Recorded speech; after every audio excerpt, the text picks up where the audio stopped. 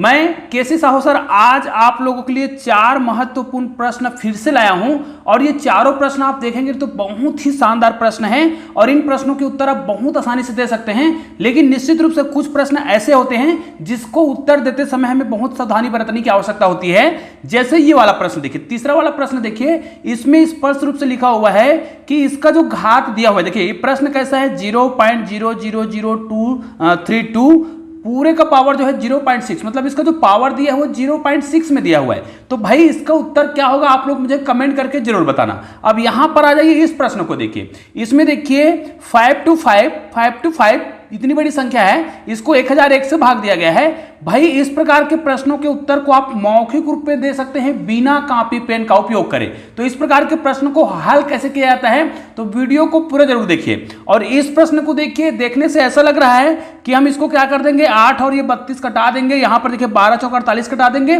लेकिन ऐसा नहीं होगा। तो ऐसे में इसका उत्तर कितना आ रहा है 4 आ रहा है। तो क्या इसका उत्तर 4 आएगा? निश्चित रूप से ऐसा नहीं होगा।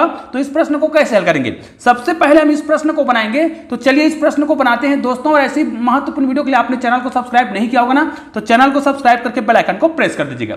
चलिए दोस्तों पहले प्रश्न को बनाते हैं। इतना आपको हमेशा याद रखना है, जब भी आपको फैक्टोरियल को हल करना होता है तो फैक्टोरियल हल करने का एक नियम होता है। लेकिन सबसे पहले आपको यह देखना है कि यहां पर देखिए 64 लिखा है, तो 64 को हम क्या लिख सकते हैं, 64 को हम लिख सकते हैं 2 का पावर कितना लिख सकते हैं, निश्चित रूप से आपको पता होगा, इसको हम 2 का पावर 6 लिख सकते हैं। ठीक है, तो इसको 64 को हमने 2 का पावर कितना लिख दिया, 6 लिख दिया। उसके बाद यहां पर लिखा है 1 है ना, इसका जो पावर है 1/3 फैक्टोरियल। अब फैक्टोरियल का वैल्यू आपको पता है, यदि हम फैक्टोरियल के रूप में किसी भी संख्या का प्रसार करते हैं, जैसे अगर हमें फैक्टोरियल 5 का वैल्यू निकालना हो तो हम क्या करते हैं 5 गुणित 4 गुणित 3 गुणित 2 गुणित 1, इस प्रकार फैक्टोरियल को हल किया जाता है। तो भाई 3 फैक्टोरियल का वैल्यू कितना होगा, 3 फैक्टोरियल का वैल्यू होगा 3 गुणित 2 गुणित 1। तो ये इसका उत्तर हो जाएगा। मतलब इसको जब हल करेंगे 3 दूनी 6 और 6 कम 6, मतलब 3 फैक्टोरियल का वैल्यू कितना आ रहा है, 3 फैक्टोरियल का वैल्यू 6 आ रहा है। तो भाई इसको जब आप हल करेंगे तो 2 का पावर 6 है और पूरे का पावर फिर से 6 है, सॉरी 1/6 है। अब हमको पता है अगर पावर का पावर हो तो उनका मल्टीप्लाई होता है। मतलब यहां पर क्या करेंगे हम 2 का पावर 6 है और पूरे का पावर 1/6 है, तो 6 और 6 कट जाएगा, तो आपका उत्तर कितना आ रहा है 2 आ रहा है। मतलब इस पूरे प्रश्न को हल करने पर उत्तर हमारा कितना आ रहा है, केवल 2 आ रहा है। तो इस प्रकार इस प्रश्न को बहुत ही सरल तरीके से बनाया जा सकता है। चलिए अगले प्रश्न पर चलते हैं। यहां पर देखिए हम दूसरे प्रश्न की ओर आ गए हैं। इस प्रश्न को कैसे बनाएंगे, ध्यान दीजिए, इसको आप 4 से भाग बिल्कुल मत दीजिए या फिर 8 से भाग मत दीजिए, ऐसा करने से आपका उत्तर गलत हो जाएगा। आपको क्या करना है, एक नया तरीका अपनाना होगा। हालांकि बहुत ही सिंपल सा और बेसिक तरीका है। देखिए आपको क्या करना है, यहां पर जो 32 लिखा हुआ है तो ऊपर और नीचे को आपको एक ही प्रकार के गुणनखंड के रूप में तोड़ना होगा। ठीक है, तो उदाहरण के लिए चलो मैं ऊपर नीचे दोनों को एक साथ आपको हल करके बता रहा हूं। यहां पर देखिए 8 लिखा है, √8 लिखा है, तो इसको अगर हम 4 गुणित 2 लिख दे तो 4 दूनी 8 होता है। उसी प्रकार यहां पर भी ऊपर की जो संख्या उसको हम 4 या 2 के गुणक के रूप में लिखेंगे। तो ये किसके गुणक में होगा, यहां पर हो जाएगा, देखिए हम इसको लिख रहे हैं बहुत सरल तरीके से लिख सकते हैं। यहां पर देखिएगा इसको हम लिखेंगे 16 गुणित 2, मतलब यहां पर भी 2 आया हुआ है, यहां पर भी 2 आया है, मतलब 2 के गुणक के रूप में हम इसको तोड़ रहे हैं। माइनस है तो माइनस ही लिखेंगे। यहां पर देखिए 48 है, अब 48 को भी हमें क्या करना पड़ेगा, पहले नीचे को तोड़ लीजिएगा। नीचे को हम किस रूप में तोड़ सकते हैं, 4 गुणित 3। ध्यान दीजिए नीचे को आप 4 गुणित 3 के रूप में तोड़ रहे हैं, तो यहां पर 4 आ रहे हैं, तो यहां पर भी 4 आ रहा है, तो इनको हम कॉमन निकाल लेंगे। तो यहां पर भी उसी प्रकार संख्या आएगा, जैसे यहां पर 16 आया है तो यहां पर भी आपको 16 लिखना है, और यहां पर देखिए 2 आया है, लेकिन यहां पर देखिए आपको क्या करना है 48 करना है। तो 4 तिया 12 हो रहा था, तो 16 तिया 48। अब आपको समझ आ गया होगा कि इसमें से हम क्या कर सकते हैं, कॉमन निकाल सकते हैं। उदाहरण के लिए आप क्या करिएगा, यहां पर अगर मैं √16 को कॉमन निकालूं, है ना, तो यहां पर मेरे पास क्या बचेगा, केवल √2 बचेगा, और माइनस यहां पर बचेगा √3 पहले भाग में ऊपर में, और नीचे में क्या बचेगा, अगर मैं √4 को कॉमन निकालूं, क्योंकि दोनों में √4 आया हुआ है, तो हमारे पास अंदर में क्या बच जाएगा, यहां पर √2 ही बचेगा और माइनस √3 ही बचेगा। तो ऐसा करने से हमारा प्रश्न सरल हो चुका है, क्योंकि ये और ये बिल्कुल सेम है, तो इसलिए हम इसको कटा देंगे। अब √16 का वैल्यू कितना होता है, ये तो हमें पता है √16 का वैल्यू कितना होगा, क्योंकि 4 जो है 2 बार आया होगा। अगर इसको मैं हल करना चाहूं यहां पर, तो मैं क्या करूंगा, इसको √4 गुणित √4, ठीक है। अब बटे में क्या हो जाएगा, इसको हम क्या लिख सकते हैं, 2 गुणित 2। इसको जब आप हल करेंगे तो यहां से 4 बाहर निकलेगा और यहां से 2 बाहर निकलेगा।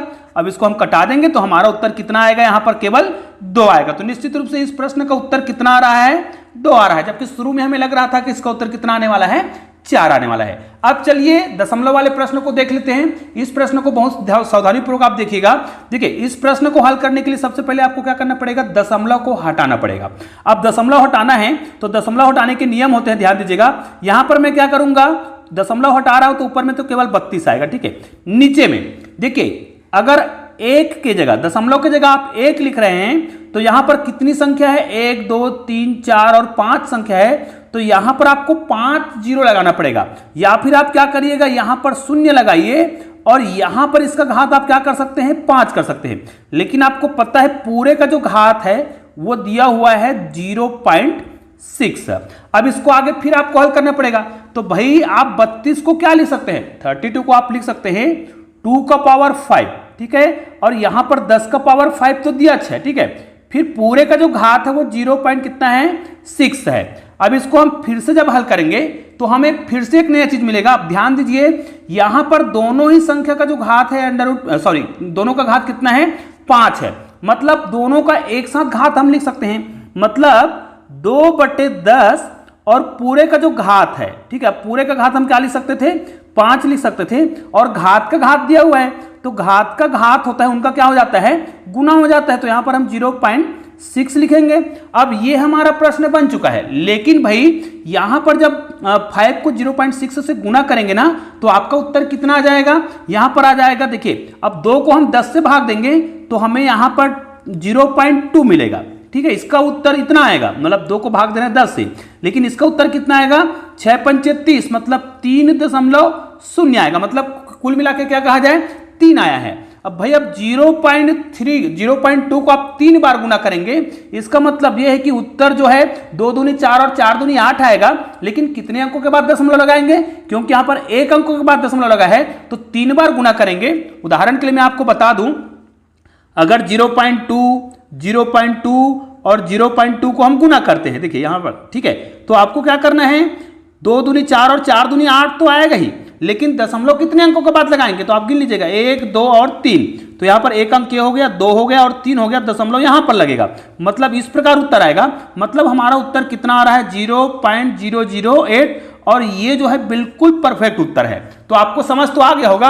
अब ये वाला जो प्रश्न दिख रहा है ना, वो बिना कॉपी पेन वाला प्रश्न है। जी हाँ दोस्तों, इस प्रकार के प्रश्नों के जो उत्तर होते हैं ना, उसको बिना कॉपी पेन के दिया जा सकता है। कैसे देंगे मैं आपको बता रहा हूं, ध्यान दीजिएगा। ये जो दिख रहा है 1001, वो 3 संख्याओं को गुना करने पर आता है। कौन कौन सा, इसको अगर हम 7 को है ना गुना करें 11 से, और इसको गुना करें 13 से, ठीक है। और इसको जब भी आप गुना करते हैं तो इसका 1001 आता है। इसका मतलब ये है, मैं आपको एक नया चीज बता रहा हूं, जब भी कोई भी संख्या हो जो 3 अंकों का है, जैसे 1 2 और 3 है, जो 3 अंकों की संख्या है, और इसको जब भी आप गुना करते हैं 1001 से, तो ये संख्या, जो भी संख्या होगा ना, वो क्या हो जाएगा, वो डबल हो जाता है। ये देखिए, अगर यहां पर आपने 4 5 6 लिया है और इसको अगर 1001 से गुना करते हैं तो 4 5 6 और 4 5 6 जो है क्या हो जाएगा, रिपीट हो जाएगा। इसका मतलब ये है, जब कोई भी 3 अंकों की संख्या जो है उसको 1001 से गुना कर रहे हैं तो वो संख्या 2 बार आ रहा है। ऊपर में देखिए